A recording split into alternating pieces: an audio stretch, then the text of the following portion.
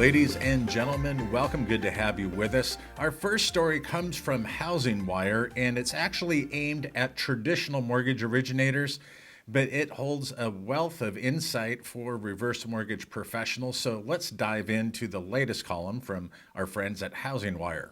The loan originator's biggest challenge in 2026 says mortgage lenders have been here before. It's a cyclical business, and most of the executives who are running firms in the mortgage industry have been through a cycle or two, I would venture to guess. Industry experience has downturns during which rates increase, affordability falls, and borrowers back away from the market. But eventually rates do fall and borrowers come back into the marketplace and the pipelines begin to refill. It is indeed a cycle. However, over the past 2 decades, that traditional mortgage cycle has been bent out of shape, in fact, to the point of no recognition.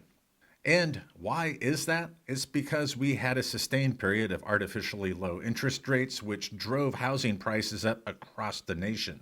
However, as HousingWire notes, many brokers simply waited out the downturn for future refinance activity, and as such, they will be disappointed. In fact, we know that it's very difficult to survive a changing market by living on refinances alone. Yes, we cannot live on the bread of refis just to sustain us through a rapidly changing mortgage marketplace.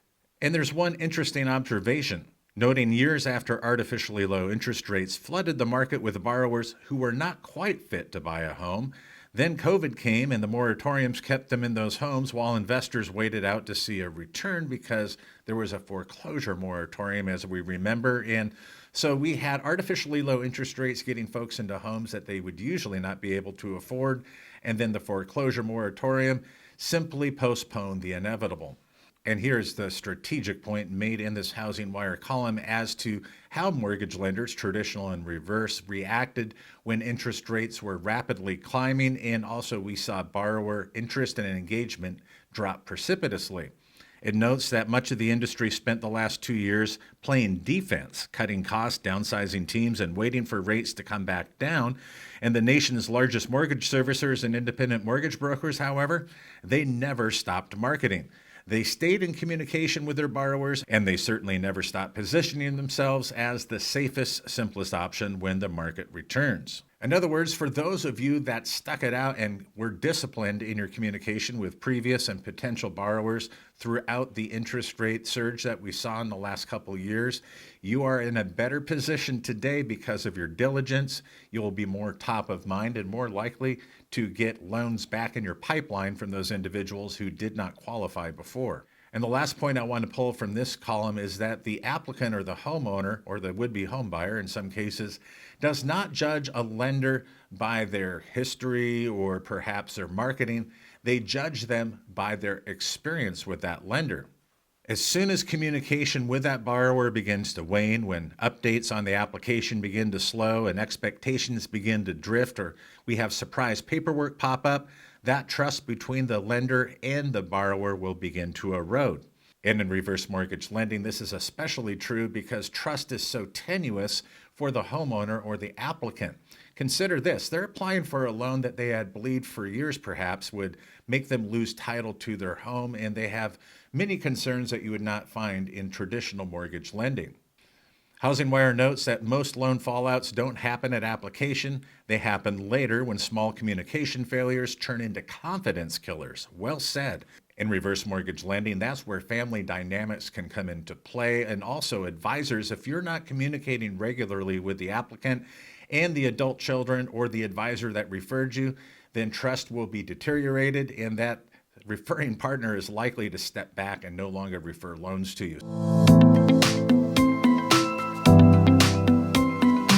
Many of you with older parents can certainly empathize with this next story that comes from Money Made, and it's where an older homeowner is telling the columnist that her children want her to sell and downsize. Of course, adult children are going to have concerns about their parents' finances, and more specifically, if their parents can sustain retirement based on their income and how long those assets will last. So let's jump in.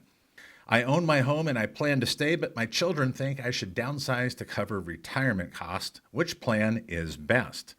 It notes that owning your home outright feels like winning the retirement game with no rent, no mortgage, and stability that you worked for many decades to achieve. That is, until your children begin to ask some uncomfortable questions about property taxes, maintenance, healthcare costs, and whether truly staying in that home is the best way to move forward. Suddenly, the home that felt like security begins to feel like a debate within the family. For adult children, the house may look like a giant untapped source of cash or as an asset because they see increasing costs, longer life expectancies, and the risk of their parents running out of cash sooner than later. And downsizing begins to look practical, proactive, and financially feasible. Their concern usually is rooted from fear, not criticism, even if it does not feel that way at the time. However, for many older homeowners, especially those that have been established in a particular house for many decades, their home is just not a roof over their head. It represents tradition, familiarity, comfort of the neighborhood and the friends that they've made over the years, and it's really become an emotional security blanket of sorts. Staying put can feel like control, independence, and continuity, especially if the home is paid off and tied to your sense of identity. So what should this older homeowner do? Well, certainly not make a decision just based on numbers alone, because as we know, human beings are emotional creatures, and to make a choice that leaves them feeling regret will have consequences far down the road. A comfortable emotional choice can also quietly drain your resources, which can become a problem later. The goal is balance, not winning the argument with your adult children. And as we covered here on HECMWorld.com, the true cost of home ownership is often far beyond what the homeowner even knows or expects. Utilities, repairs, maintenance, and surprise expenses begin to add up, and older homes especially can become cash hungry or money pits. So before deciding to do anything, calculate your true annual cost of home ownership and staying put, not just what you're paying each month, but what the house is demanding over time. Next, adult children and their parents will want to consider their sources of guaranteed income, such as Social Security, pensions, or rental income. And for some of those older adult children, they should be looking at housing wealth as well if their parents insist on staying and aging in place versus downsizing. If staying in your home means you're consistently dipping into savings to cover basics, that's a warning sign. As reverse mortgage professionals know, housing wealth or equity is illiquid until it's been separated, either by the sale of a home and downsizing, such as the adult children suggested in this case, getting a cash-out refi, or getting a reverse mortgage, which the column does mention. Reverse mortgages can help strike that balance or a middle ground, allowing the homeowner to tap into home equity, but without having to sell and downsize. Of course, there are costs associated with relocating, but there are some trade-offs, of course, the fees and the accumulation of debt over time, but they may be a good fit with a homeowner with a strong attachment to their home and limited sources of income or cash flow, but they should require careful evaluation and family communication. The bottom line is that adult children and their parents should not have a battle of mom and dad clinging to the home and the kids wanting them to sell and relocate. That's quite a big ask for a parent, but it should be something where they can meet in the middle and find that the goal and the solution are amenable to both parties and have a long-term solution.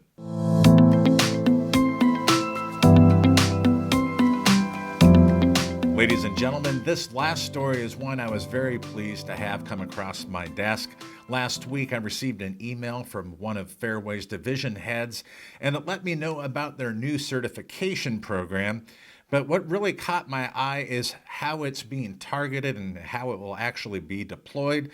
And so for that, let's go to our recent post on HECMWorld.com and also Fairway Mortgage's recent post on their new certification. Fairway Home Mortgage and the National Association of Insurance and Financial Advisors, or NAIFA, have announced a new education partnership to launch what they're calling the Certified Home Equity Advisor, or CHEA credential. What's notable is that this is being positioned not only as a first of its kind credential, but it's aimed specifically at financial advisors and insurance professionals. So this is not a certification for mortgage pros. It is specifically aimed at those individuals who have leverage in our marketplace because they're meeting with potential reverse mortgage borrowers. This certification will help these professionals responsibly incorporate home equity into a comprehensive retirement planning conversation. So again, this is not going to be sales-centric, it's education-centric, and it's going to give these professionals the means and the tools to help begin having this conversation. But what's most encouraging is one of the quotes in this press release. Brendan Burnett, Senior Director of Credentials for NAIFA, added, "The CHEA credential reflects growing industry recognition that retirement planning must evolve alongside demographic and economic realities, including longevity risk, market volatility, and rising healthcare costs."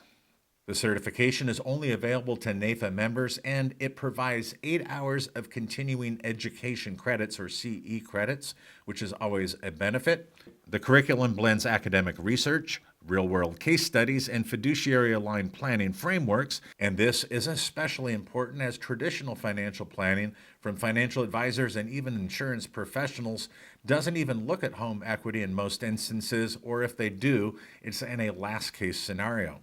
George Bain, Fairway's Vice President of Reverse Lending Initiatives, says that the intent of the program is to help advisors better understand where housing wealth fits into retirement conversations while maintaining high standards around compliance, suitability, disclosure, and consumer protection. The instruction is delivered by licensed reverse mortgage specialists, but the emphasis is clearly on planning integration, not origination. NAIFA-affiliated professionals who do enroll in this certification program will receive a wealth of supporting materials, including a professional toolkit with consumer educational materials, scenario modeling support, and ongoing educational updates. The certification, launched by Fairway and NAIFA, will be beginning in the state of Colorado on the dates of March 17th and 19th and will be presented by reverse mortgage professionals. Additional states will be added to this certification for presentation and classes throughout the first half of 2026. Folks, this is great news. This is solid evidence that reverse mortgages and home equity or housing wealth are moving from the fringes into the mainstream of financial and retirement planning. We're not there yet, obviously, but this is a major inroad into that goal, which is so important, especially considering that for most retirees, their home is their largest asset.